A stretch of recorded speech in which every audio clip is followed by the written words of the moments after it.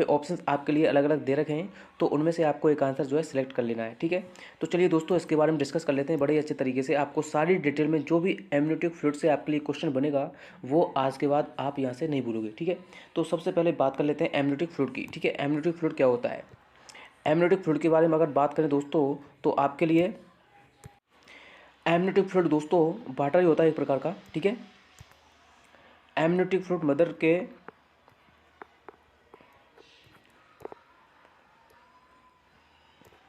जो बेबी होता है, फीटस होता है, वो फीटस दोस्तों एमनियोटिक फ्लूइड में ही डेवलपमेंट करता है। दूसरी बात, ये इस किस प्रिंसिपल पे होता है? ये ट्रांसड्यूसरल प्रिंसिपल पे काम करता है दोस्तों। एमनियोटिक फ्लूइड जब आपका होता है प्रिंसिपल, इसके लिए मैं आपके लिए अलग अलग क्वेश्चन लिखा देता हूँ, इनको आप अच्छे से लिख लीजिए, क्योंकि बहुत अच्छे क्वेश्चन दोस्तों यहाँ से निकलेंगे आपके लिए। किस प्रिंसिपल पे काम करता है ये? ट्रांसड्यूसर। दोस्तों आज मैं आपको पूरा कुछ लिखाऊंगा ट्रांसड्यूसर प्रिंसिपल पे। ठीक है, दूसरी बात, ये शॉक एब्जॉर्बर होता है। ठीक है, ये शॉक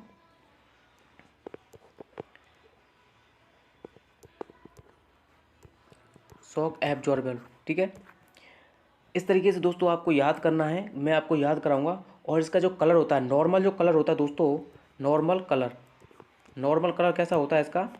नॉर्मल कलर की बात करें तो ये क्लीन होता है, ट्रांसपेरेंट होता है, यानी कि इसके पार देखा जा सकता है। ठीक है, ये क्लीन होता है, बिल्कुल पानी के साफ जैसा होता है, साफ होता है, और इसके जो है पार देखा जा सकता है, इसलिए इसको ट्रांसपेरेंट भी बोलते हैं, ट्रांसपेरेंट। ठीक है, इस तरीके से आपको याद रख लेना है। कितने पॉइंट हो गए, आपको इनको नोट कर लेना है। ठीक है, दूसरी बात यहाँ पे देखिए, अब आपका जो इसकी टोन होती है वो कैसे होती है? एमनियोटिक फ्लूइड की टोन ये दोस्तों आइसोटोनिक होता है। कैसा होता है? आइसोटोनिक। ये आपको लिख लेना है, कैसा होता है, पूछ लिया जाता है। ये एसिडिक होता है या एल्केलाइन होता है? तो दोस्तों एमनियोटिक फ्लूइड की अगर बात करें तो ये आपका एल्केलाइन होता है। ठीक है, कैसा होता है? एल्केलाइन। ठीक है, तो इस तरीके के यहाँ से नॉर्मल क्वेश्चन बनेंगे। अब जो एमनियोटिक फ्लूइड की अगर मैं बात करूं तो यहाँ पे कितने वीक पे कितना ml एमनियोटिक फ्लूइड देखने को मिलेगा वो भी मैं आपको बता देता हूँ, क्योंकि यहाँ से क्वेश्चन हमेशा पूछा जाता है आप सबसे। दोस्तों एमनियोटिक फ्लूइड से जितने भी क्वेश्चन आप सबके लिए बनेंगे, आगे से आप उनको अच्छे से सॉल्व कर पाओगे अगर आपने ये जो है वीडियो देख रहे होंगे, जितने भी कैंडिडेट अगर नोट कर लिए होंगे तो। ठीक है, सबसे पहले बात करते हैं 12 वीक पे। ठीक है, 12 वीक पे कितने ml होता है दोस्तों? 50 ml होता है, याद रखिएगा। उसके बाद में 14 वीक पे, 14 वीक,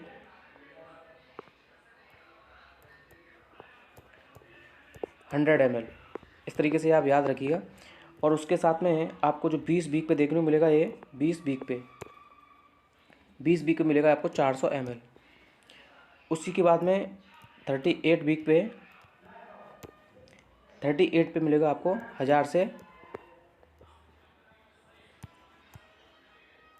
1200 ml। ठीक है, इस तरीके से। और 38 वीक के बारे में मैंने आपको बता दिया। उसके बाद में जो है 40 वीक पे दोस्तों ये कम हो जाता है। जो टर्म बेबी होता है 40 वीक का माना जाता है। टर्म बेबी के दौरान ये कितना हो जाता है आपका? थोड़ा सा कम होता है, 600 से 800 ml। ये आप याद रखिए। उसके बाद में पोस्ट टर्म आएगा दोस्तों। पोस्ट टर्म 40 वीक के बाद में पोस्ट टर्म बोलेंगे, और जितना भी आएगा वो आपका बहुत ज़्यादा कम हो जाएगा। कितना हो जाएगा? ठीक है, 42 वीक पे ये आपका 200 से कम हो जाएगा, वहाँ पे 200 ml से। और बच्चों में बहुत प्रॉब्लम देखने को मिलती है दोस्तों। जो है ये नॉर्मल कंडीशन में देखने को मिलना चाहिए। जो टर्म कंडीशन होती है बच्चे की 40 वीक पे, ये बेबी में नॉर्मल देखने को मिलना चाहिए। कितना मिलना चाहिए आप सबको मैं बताना चाहूँगा यहाँ पे? 600 से 800 ml। दोस्तों अगर ये नॉर्मल रेंज आएगी इसकी तो बेबी में कोई भी प्रॉब्लम नहीं होगी। अगर इससे कम हो जाती है और ज़्यादा हो जाती है, देखिए एक होता है पॉलीहाइड्रोएमनियस पॉली, एक होता है ओलिगो। ठीक है, ओलिगो कब बोलेंगे? अगर 200 से कम हो जाएगा। ठीक है, 200 ml से कम हो जाएगा। उसी के साथ में पॉली कब बोलेंगे दोस्तों? 2000 ml से ज़्यादा हो जाएगा, 2000 ml से।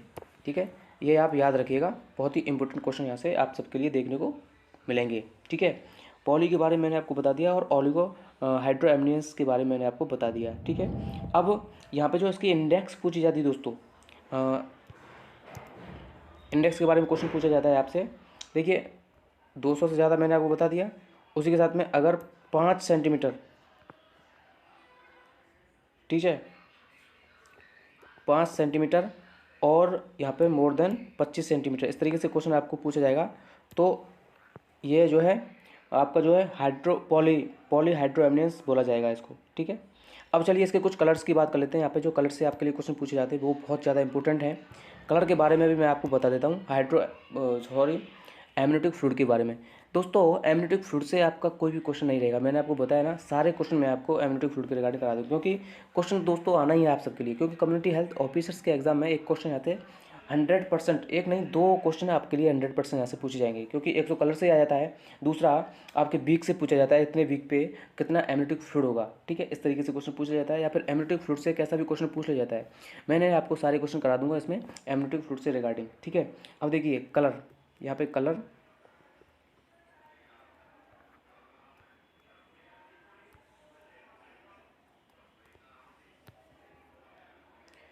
सबसे पहले बात कर लेते हैं ग्रीन कलर की।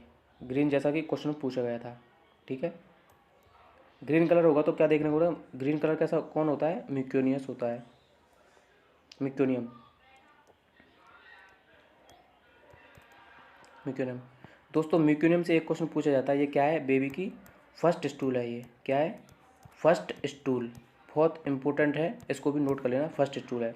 दोस्तों इसकी वजह से ही जो है बेबी में फीटल स्ट्रेस देखने को मिलता है। अगर बेबी इसको निगल लेता है, ठीक है, तो उस समय ये डिलीवरी के समय एक्सेसिव म्यूकस जो है म्यूकोनियम होता है, इसको म्यूकोनियम एक्सेसिव मात्रा में होता है, उसकी वजह से जो है ग्रीन कलर देखने को मिलता है एमनियोटिक फ्लूइड का, और बेबी में फीटल डिस्ट्रेस की कंडीशन देखने को मिलती है, ठीक है। यही आपको क्वेश्चन पूछा गया था, ठीक है। तो म्यूकोनियम है, म्यूकोनियम अगर होगा, ग्रीन एमनियोटिक फ्लूइड देखने को मिलेगा तो म्यूकोनियम की वजह से देखने को मिलेगा। म्यूकोनियम क्या होता है, बेबी की फर्स्ट स्टूल होती है, कैसे कलर की होती है, ग्रीन कलर की होती है, और इसकी वजह से ही बेबी में फीटल डिस्ट्रेस देखने को मिलेगा, ठीक है। उम्मीद करता हूँ समझ आ गया होगा। चलिए दूसरे कलर की बात कर लेते हैं। यहाँ पे दोस्तों इसी यही क्वेश्चन पूछा गया था, देखिए मैं आपको बता देता हूँ। यहाँ पे जो है fetal fluid is green is indicate, तो फ्लूइड ग्रीन है तो ये क्या इंडिकेट करता है, तो दोस्तों ये क्या फीटल डिस्ट्रेस को इंडिकेट करता है, ठीक है। इस तरीके से आपको क्वेश्चन सॉल्व करने हैं, ठीक है। तो चलिए आपको और बता देता हूँ कलरों के बारे में। कलर आपके बारे में बहुत ज़्यादा इंपॉर्टेंट क्वेश्चन है दोस्तों, कलर से रिगार्डिंग क्वेश्चन पूछ लिया जाता है। अगर एमनियोटिक फ्लूइड का रेड कलर होगा, ठीक है, रेड कलर होगा तो क्या कंडीशन होगी, हेमरेजिक, ठीक है, हेमरेजिक। उसके साथ अगर गोल्डन कलर देखने को मिलेगा, गोल्डन, अगर गोल्डन कलर देखने को मिलेगा तो उसमें क्या देखने को मिलेगी दोस्तों, R H incompatibility, R H incompatibility, R H incompatibility कब देखने को मिलती है, जब मदर का ब्लड ग्रुप कैसा होता है दोस्तों, नेगेटिव होता है, और बेबी का ब्लड ग्रुप कैसा होता है, पॉजिटिव होता है, तब आपको जो है आर एच इनकम्पेबिलिटी देखने को मिलती है। और किसका, इसका हम पता कैसे लगाएंगे, अगर एमनियोटिक फ्लूइड गोल्डन कलर का होगा, ठीक है, गोल्डन कलर का होगा तब इसका हम पता लगाएंगे। चलिए नेक्स्ट कलर क्या है आपका, नेक्स्ट कलर है ग्रीनिश येलो। अगर आपका ग्रीनिश येलो कलर देखने को मिलेगा, ग्रीनिश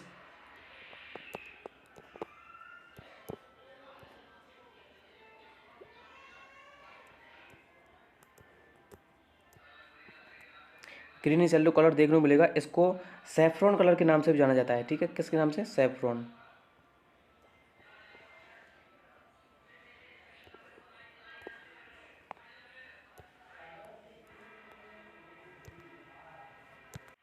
ग्रीनिश येलो कलर को सैफ्रॉन कलर के नाम से भी जाना जाता है। किस किस नाम से जाना जाता है, सैफ्रॉन,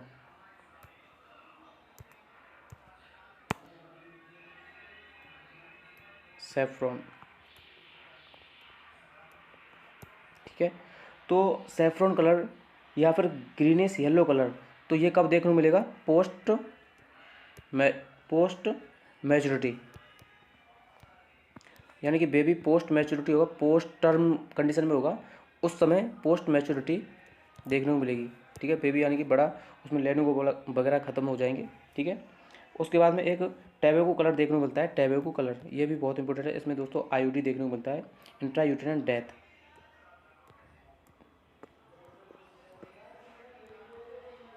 टैबो का कलर अगर देखने को मिलेगा तो उसमें क्या देखने को मिलेगा आपको, आईयूडी, इंट्रा यूटेरन डेथ। ठीक है, इसको आपको याद रखना है, इंट्रा यूटेरन डेथ। इंट्रा यूटेरन डेथ आपकी जो देखने को मिलेगी दोस्तों, वो यहाँ से आपके लिए क्वेश्चन पूछा जाता है इंट्रा यूटेरन डेथ से। अगर एमनियोटिक फ्लूइड का कलर कैसा होगा, टैबेको कलर का होगा, तो आईयूडी देखने को मिलेगी। दूसरी बात, आईयूडी क्या होती है दोस्तों, इंट्रा यूटेरन डेथ यानी कि आफ्टर वायबिलिटी, यानी कि वायबिलिटी कितने वीक से बाद में मानते हैं, 24 वीक के बाद में। ठीक है, तो एब्डोमिनल जो है बच्चे की डेथ हो जाती है, इसको आईयूडी बोलते हैं।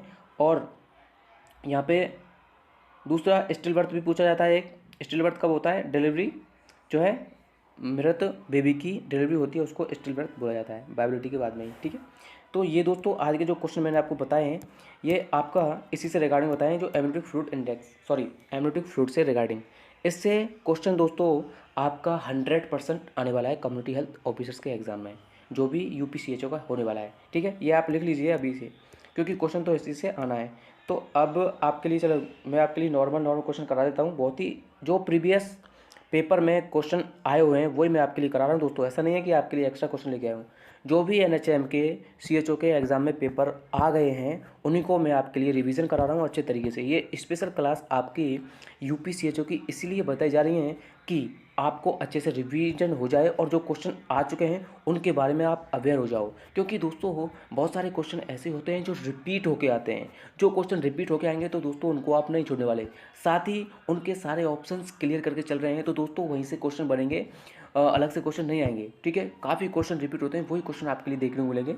और मैं जो क्लास ले रहा हूँ दोस्तों उनको आप नोट कर लीजिए, क्वेश्चन आपके 100% देखने को मिलेंगे। ठीक है, तो चलिए आपका जो क्वेश्चन, थोड़ा सा क्वेश्चन कट गया है यहाँ से, चलिए कोई दिक्कत नहीं, पढ़ लेंगे।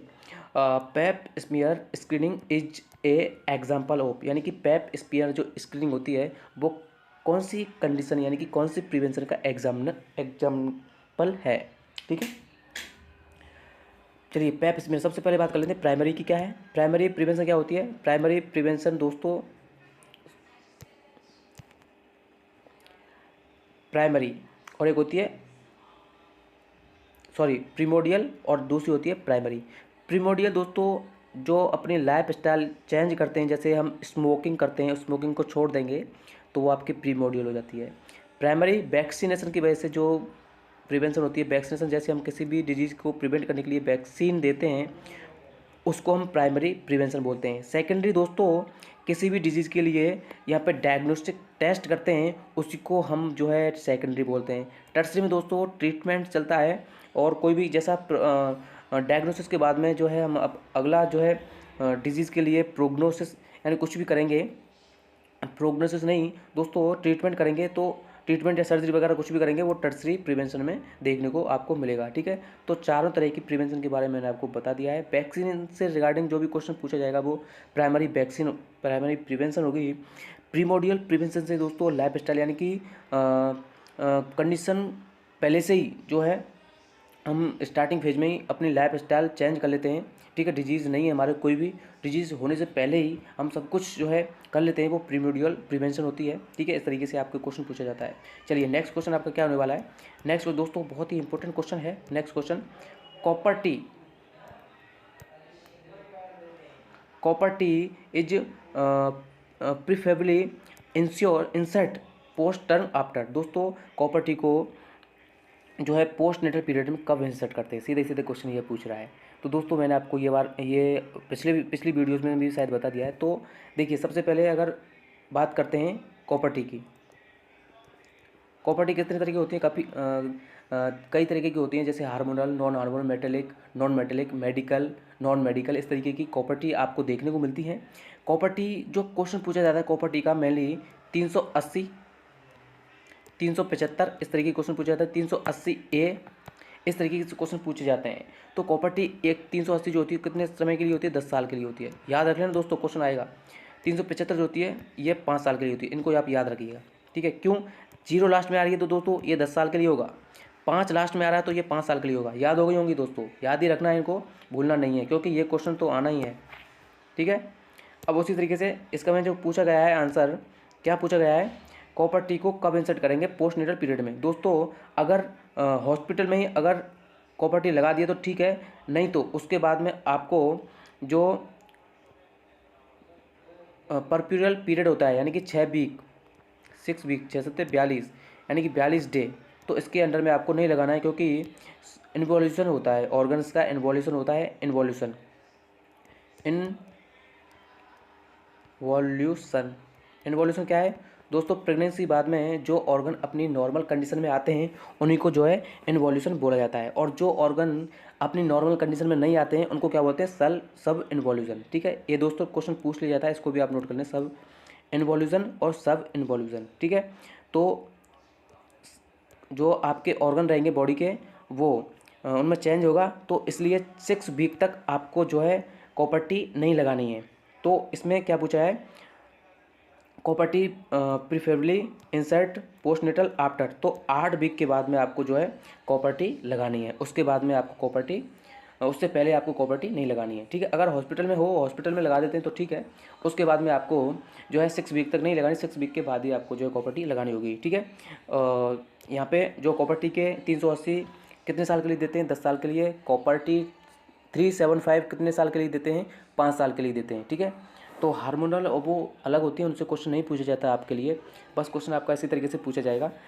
मोस्ट कॉमन कॉज क्या, वो कॉम्प्लिकेशन क्या होते हैं और वो क्या होते हैं, उस तरीके से क्वेश्चन आपको पूछा जाएगा, तो वो मैंने आपको बता दिया है। एक टर्म इसको भी याद रख लेना, इन्वोल्यूशन और सब इन्वोल्यूशन। ठीक है, चलिए नेक्स्ट क्वेश्चन आपका क्या है? नेक्स्ट क्वेश्चन, चलिए हाँ, नेक्स्ट क्वेश्चन भी इंपॉर्टेंट है, ये टीबी से रिगार्डिंग क्वेश्चन है आपका, बहुत ही इंपॉर्टेंट क्वेश्चन है दोस्तों, इसको भी आपको नोट करना है। चलिए इसका आंसर दीजिए आप। इसमें क्या पूछा गया है? इसमें पूछा गया है आपसे मल्टी ड्रग रेसिस्टेंट यानी कि एमडीआर, इसको शॉर्ट में क्या बोलते हैं? MDR, multi drug resistant. याद रखना दोस्तों, resistant in TB is defined as resistant to. तो दोस्तों मल्टी ड्रग रेसिस्टेंट कब बोलेंगे? कौन कौन सी ड्रग से रेसिस्ट हो जाएगी तब इसको हम मल्टी ड्रग रेसिस्टेंट बोलेंगे। तो ऑप्शन है आपके अलग अलग, streptomycin, rifampicin and isoniazid. Streptomycin, rifampicin, isoniazid, rifampicin और स्ट्रेप्टोमाइसिन, आइसोनाइजाइड। तो आपका जो करेक्ट आंसर होगा वो ऑप्शन सी होगा। ठीक है, आइसोनाइजाइड और रिफाम्पिसिन। दोस्तों ये क्वेश्चन भी सीएचओ के एग्जाम में पूछा गया है, इसलिए आपको याद रखना है।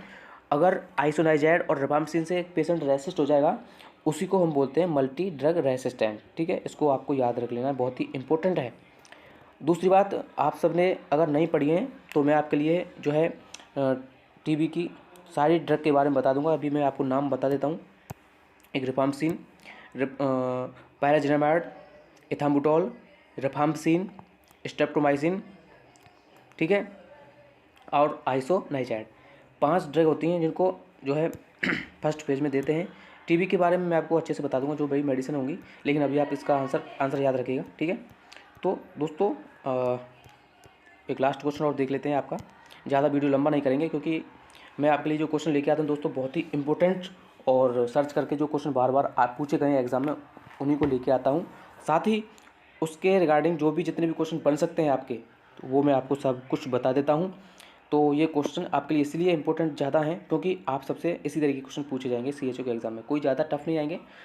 आप लोग इन क्लासों को देख रहे हैं दोस्तों, तो आपको 100% ही जो है बेनिफिट होने वाला है।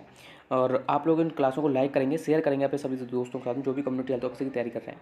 Drug of choice for leprosy, drug of choice leprosy के लिए दोस्तों आपके लिए अलग अलग ऑप्शन, डीईसी, डेप्सोन, स्ट्रेप्टोमाइसिन और इवरमेक्टिन। तो आपका करेक्ट आंसर होगा डेप्सोन। ठीक है, क्या होगा? डेप्सोन, ये इसका करेक्ट आंसर होगा। लेप्रोसी में देते हैं दोस्तों, ड्रग ऑफ चॉइस है डेप्सोन, डीईसी नहीं, और स्ट्रेप्टोमाइसिन टीबी की ड्रग है, इवरमेक्टिन नहीं देते हैं। ठीक है, इस तरीके से दोस्तों आपको सारे क्वेश्चन सॉल्व कराए जाते हैं।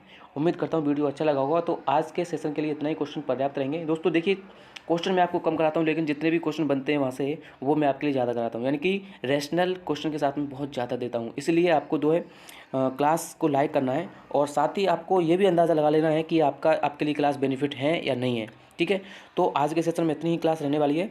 नेक्स्ट सेशन में आपके लिए इसी तरीके के क्वेश्चन दोस्तों मेरे पास जो है जितने भी पेपर मैंने देखे हैं उन सीएचओ के एग्ज़ाम में, स्पेशल यूपी सीएचओ के पेपर जो प्रीवियस हैं, उन क्वेश्चनों में जितने भी क्वेश्चन जो मेन पूछे गए हैं उन्हीं क्वेश्चनों को मैं आपके लिए यहाँ पे जो है बताता हूँ। और यही क्वेश्चन जो है रिपीट होकर आपके सामने देखने को मिलेंगे। ठीक है, आज की वीडियो में इतना ही। नेक्स्ट वीडियो में आपको इसी तरीके से लेके आऊँगा। धन्यवाद फ्रेंड्स, स्टूडेंट्स। जय हिंद, जय भारत।